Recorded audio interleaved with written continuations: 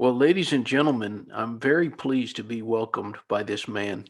He is a very talented singer and recording artist. I've had a wonderful time going through his discography. There is a lot of gold there. He's had a 45-year career in music. It has resulted in 21 number ones. And I want to talk a little bit about this and that, but there's something that has really found a place in my heart, and that's a song that you sang on your latest album, Midnight in Memphis, and it's a song called I Am a Song. So, TG, thank you so much for joining us here. Paul, thank you. I'm glad to be here with you, and it feels good to get to do new music again. The Midnight in Memphis album is my first country solo album in 22 years, and the new single that was just released is kind of a special song to me. There's a story behind it if you'd like to know it. Absolutely. Um, we've been going through some very crazy, difficult times with COVID in the last year.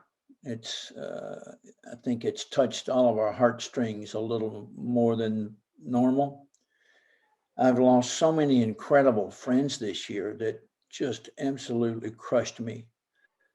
Starting with Joe Diffie, and then of course Kenny Rogers. We lost Kenny, and then Charlie Pride and Charlie Daniels, and my dear friend Mac Davis.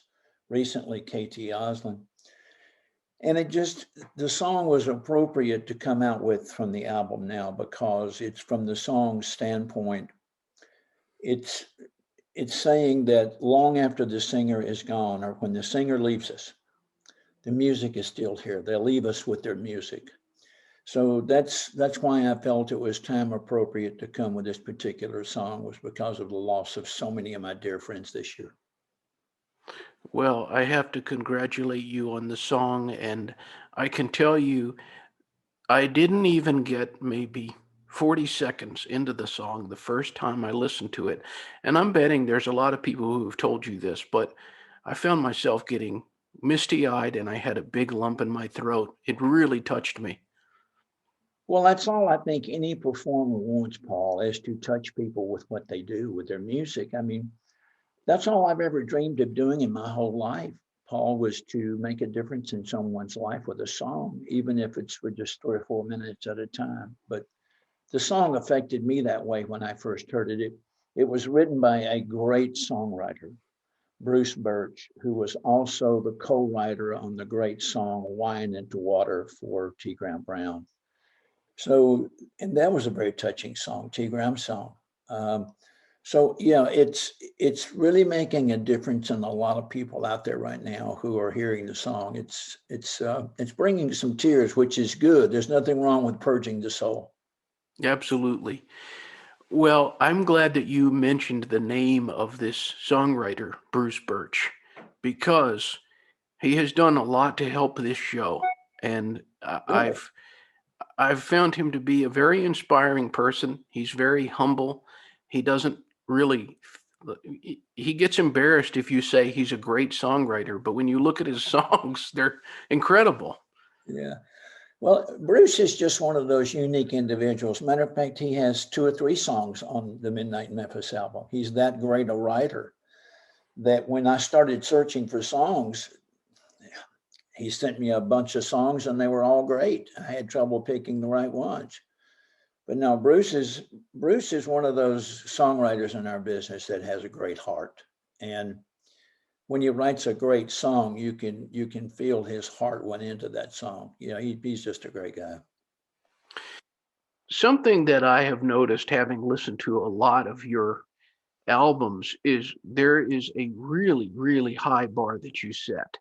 And on this album, from beginning to end, I can tell you that I did not skip any tracks. I've listened to it several times all the way through, and there's a really strong quality on this record.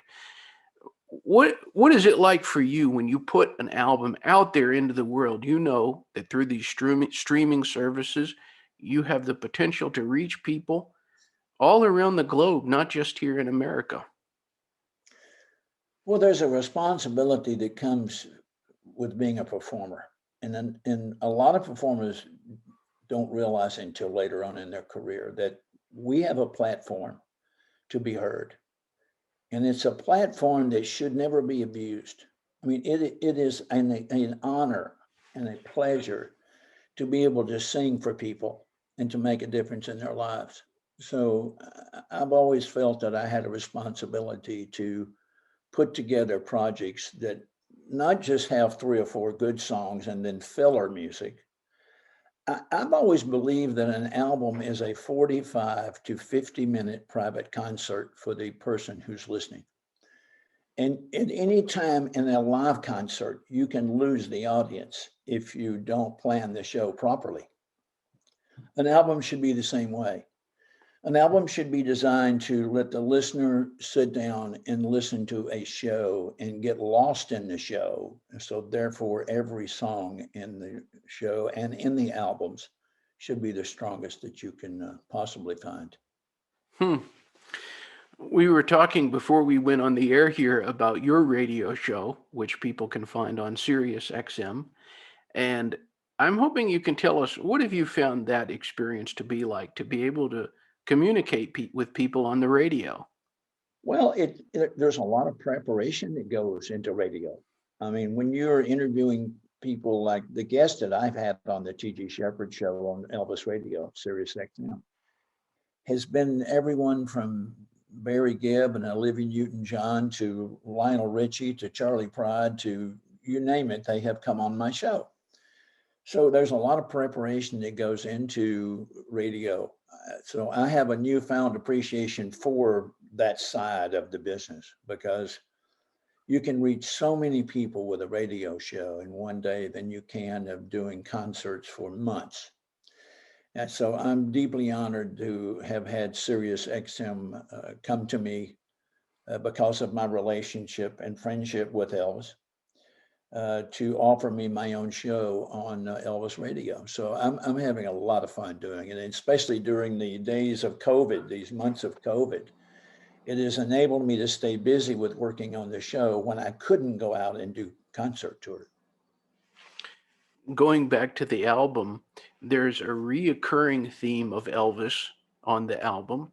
And with your friendship of him, I'm hoping you can tell the viewers, what is the biggest thing you learned from Elvis Presley? Oh, it's so easy. He gave me some of the greatest advice, Paul.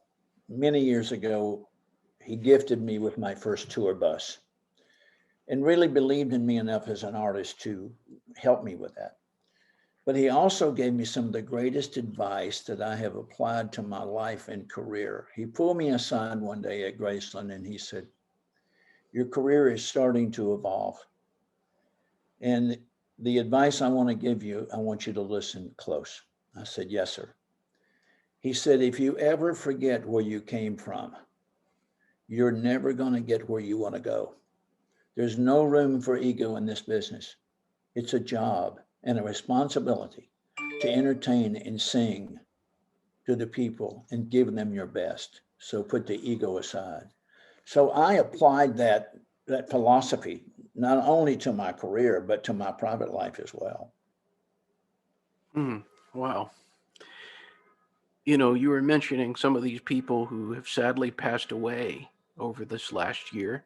And there's one in particular that I think he is just one of the greatest songwriters who ever lived. And I know there are a lot of people out there who probably would agree. Could you tell us about your friendship with the late, great Mac Davis? Mm. I'm still crushed over it. Long before I ever became friends with Mac, he was like one of the mentors, the people that I looked up to and respected because of his talent, his great songwriting ability, he was a great entertainer. But I found out later on in life when I got to know him, he made even a greater friend than he did entertainer and songwriter. So Mac is just one of those rare individuals that comes along just so not very often in life that is the real deal. I mean, when Lisa, his wife, called to tell us that he had passed, she said, I'm taking him to Lubbock, and I'm burying him in his jeans. That was in the song. So he was just a very lovable, funny guy, had the greatest sense of humor of any performer I've ever been around other than Elvis. So Mac will be deeply missed. He has been in my wife Kelly and I's home before. At dinner, we've shared many, many dinners together and fun times at his house. And it's just a tragic loss. But as the song says, in the song, I'm a Song, the music lives on. He left us a great legacy of wonderful songs, and I have some great memories of Mac. So beautifully stated. Thank you. I'm hoping you can tell us about somebody you just mentioned who is a phenomenal singer, who you know quite well, Kelly Lange. Kelly, she's sitting right here. You want to Hi. stick your head in here and say No, hi? I have no makeup on. You know, I can only hope that every performer in our business, in the music business, could be as fortunate as I am to marry someone who understands what you do for a living. I mean, she not only is a great performer and great singer, but she's a great writer and a great record producer. She produces her own records with Buddy Hyatt. And I can come in off the road and she'll say, well, how'd it go? And I can talk to her about something and she knows exactly what I'm talking about because she has stood on that stage and she knows what happened that week on the road. To live with Kelly and be around her and watch her creativity is an absolute joy of mine. I'm loving watching her fly. She is now starting to do incredible things with her music. She has a new song called I'm Not Going Anywhere, which is a national commercial for Ascension hospitals. And it's causing quite a bit of a wave in music. Everybody is talking about it. She's become like a Shazam star where you Shazam people to find out who's singing the song. I'm very proud of her. I can't say enough about her. She's a great mom. She's a great daughter. She's a great friend to her friends, and she is an even greater wife. I was having a conversation yesterday with a songwriter named Jenny Yates, and we were talking about what makes a great singer. And you have not only had the chance to work with great singers, you're a great singer yourself, you're married to a great singer.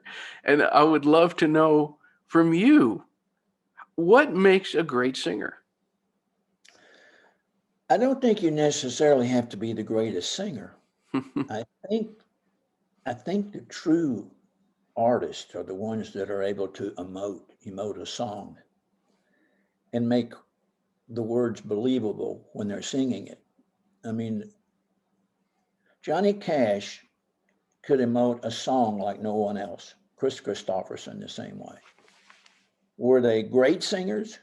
No, they were different singers, but they were great because of when they would sing, you believed every word. Your ear hung on every word that they would sing. I think what makes a great singer is just being able to be more of a stylist and being able to emote a song. What is coming up in the future with T.G. Sheppard in a very uncertain year? Oh, wow. Well, I'm hoping to get back on the road. We're just now starting to venture out to do some concerts. We're playing to half a house in most places, which means that an artist, to keep from hurting the promoter, uh, you have to do more than one show so they can make money Mm. because they can't fill up the whole house. So our concert tour is starting to roll out. You can go to tgsheppard.com to see our tour that's starting. We add dates every week. And then I think that I will be maybe doing some more TV things in the future. I love TV. That's a great medium. I will continue the radio show, of course, because I love doing my own show every week. But I really want to get back on the road, and I've missed it. The days of COVID has enabled me a couple of luxuries, Paul. Hmm. It's enabled me to spend more time with my wife and my children and my friends. And I have a whole newfound appreciation for what I do because it was taken away so quickly. And so therefore, it makes me want it more again to be able to go out there and perform and to experience the crowd and to look into people's faces when you sing to them. So it's made me appreciate it more. I'm excited that the future here in the next couple of months, we have a new contract with Time Life.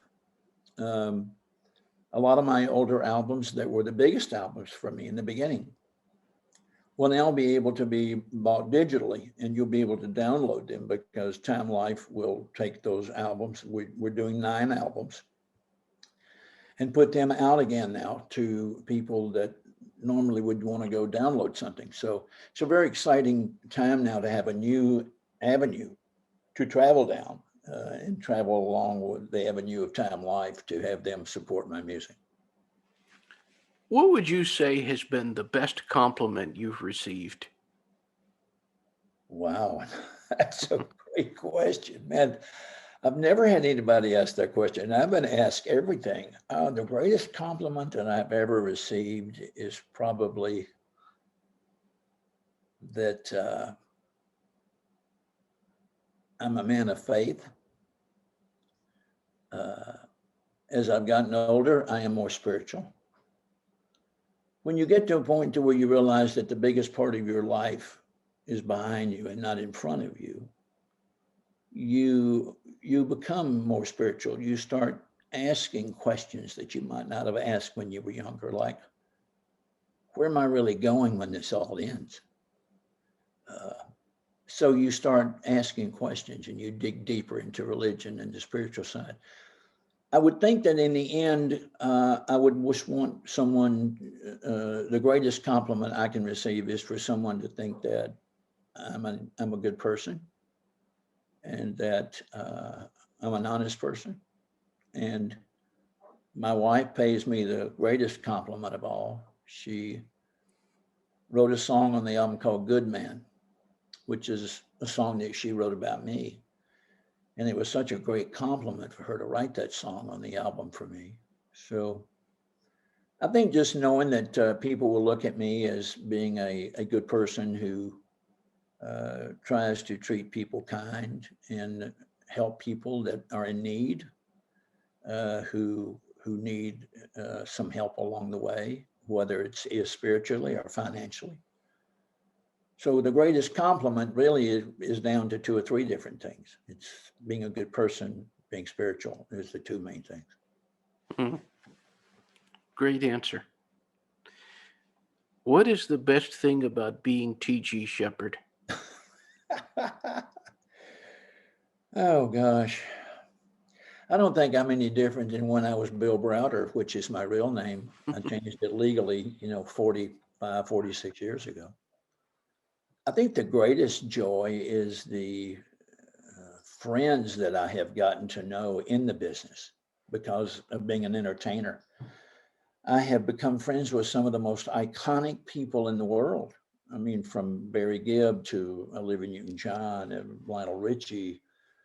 These people are, the bigger the star, the more down to earth they are. And I learned so much from them. So being T.G. Sheppard has afforded me the great luxury of getting to know some great people that I have looked up to for so long.